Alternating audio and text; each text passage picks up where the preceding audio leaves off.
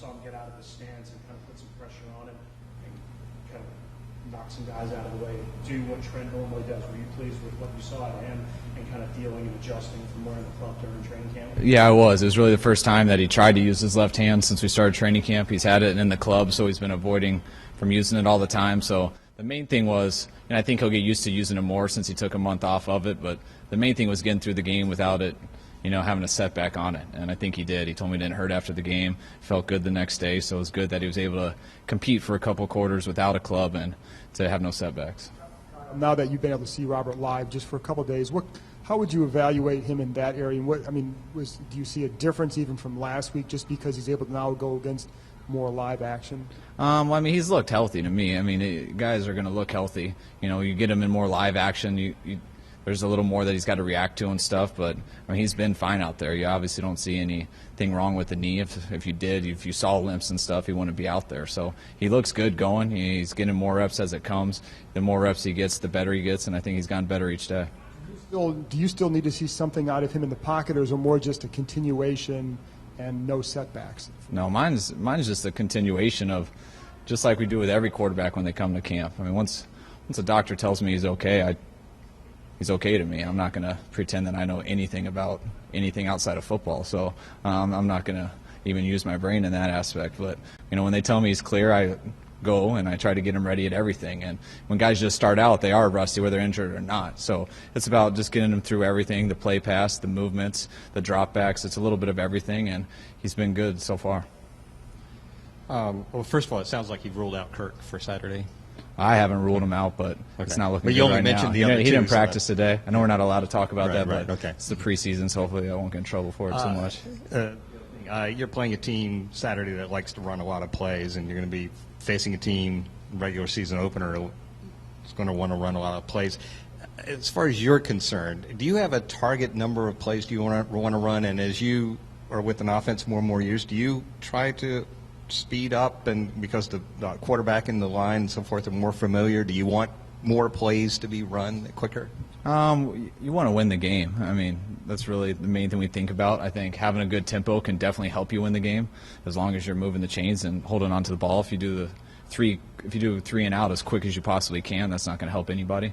So you want to control the ball, you want to help your defense rest, but you want to score points too. So I think the more we have guys together, I think we played with about 6 new guys last year, and we don't have anyone new this year except for a few rookies, but I expect our starting lineup to be close to the same, and I expect guys to get in and out of the huddle a lot faster. I think we've done that in the preseason. I think it's been good, but no, we're trying to run this amount of plays. We're trying to get this many yards. We're trying to win the game, and we try to figure out how that's going to be as the game goes. Kyle, you guys brought Rex back now for a second year to kind of oversee Kirk and Robert out here. Do you think going forward with him, do you think he's the kind of guy who might have a future in coaching? I'd be surprised if Rex got into coaching. I think he's made some good money, and anybody who's made good money, I think, is smarter than that to get into coaching. But for him, just to have that kind of like a protective mentality with these guys, to be able to teach them, the ways of being in the NFL and stuff like that.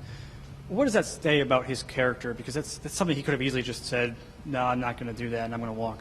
Rex he's a guy's guy. Everybody loves him. Everyone will fight for Rex. Everyone knows that Rex is a real dude who he keeps it real with everybody, and he don't care what the circumstances are. He's going to go out there and do his best and do whatever he can to give everyone a chance to win. And people feed off that. Rex has been through a lot, and it doesn't faze him. And I think guys go to him and they respect him for that. And I think he's a guy that everyone in our locker room really appreciates and respects.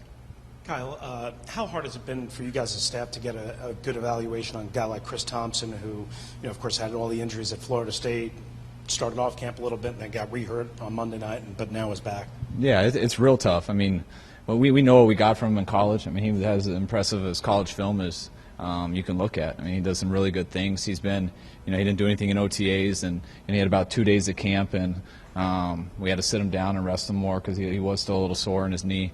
And he got out there, and he just got really practicing with us a few days before that last game, and he got hit in the right spot on the shoulder and got hurt on his shoulder and had to sit out too. But he's been looking good this week. He's gotten more reps this week, and hopefully we can get a better look at him here these next 2 weeks. A lot of coaches will do off-season visits to colleges or have college coaches come in and visit. Did you do anything like that this off-season? And I guess without giving away state secrets, what'd you learn? Or No, we really haven't. There's so much film, and there's such a good library that we have in there that, for the most part, we like to sit in there and study it ourselves and put cut-ups together. And, we'll ask guys questions if we ever run into people in Indy and stuff. But as a staff, we really haven't done that yet. Going back kind of to Joe's question, you care so much about tempo and just everything happening quickly. The teams that normally run the most plays, their defenses pay the price in a lot of ways for it. How do you balance that as a coordinator or just offensive mind, knowing more plays you run, the more yards, but the worse off your defense might be? Yeah, that definitely looks like that when you look at the stats, whether it's college or NFL. I couldn't know that for sure. I've never done a no-huddle system.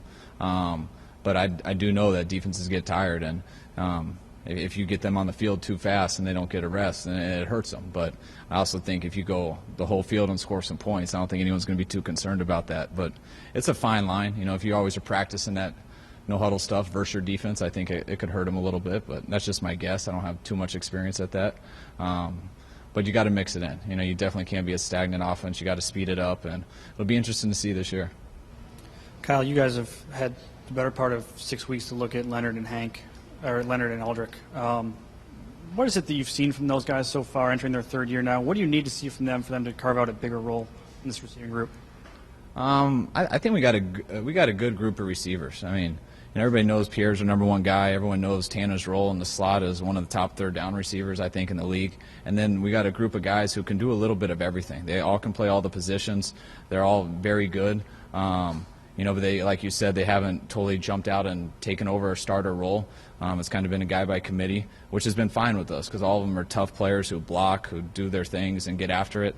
You're always hoping one guy can separate himself, because if you separate yourself from a group of good players, then it's a good problem to have, because you got a couple of really stars, and you got some guys who can always help them. And then when you get a guy hurt, you don't miss a beat. But Hank and Aldrick have gone more consistent. They've upped their game.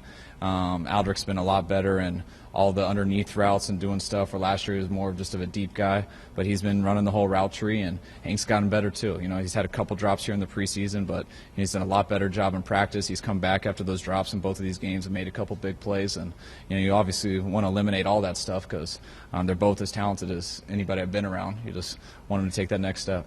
You mentioned Hank with the drops there too, and that's been something that's followed him now for entering his third season since he's got here. Is there a point now where that's he can't do that anymore, where that's just something that's unacceptable? Oh yeah, any receiver knows you drop the ball too much, you're not going to play in this league. And Hank, he had a drop last week, a tough one in a two-man coverage that just got up on him, and it's something you're definitely upset with. He's upset with, and what you got to do when you do something like that, you got to come back and make a big play, and that's what he did with his one-handed catch on the touchdown. Did some good stuff blocking in the game too, and if he never has those drops, then he'd be a lot higher than what he is. But Hank has gotten better at it. He is working at it. Drops will happen, but you don't want it to happen consistently. Kyle, Jordan Reed was talking about after the game how he didn't cross the safety's face on Rex's interception. Is that something he can only learn from playing in games, or is that something that can be hammered here, as I'm sure it has, and then it should just translate to games? Yeah, it's something you'd like them to learn at practice, so you don't have to learn it in a game that you're trying to win. But I do think it's a good thing when that happens in a game, because I don't think he'll ever forget about it.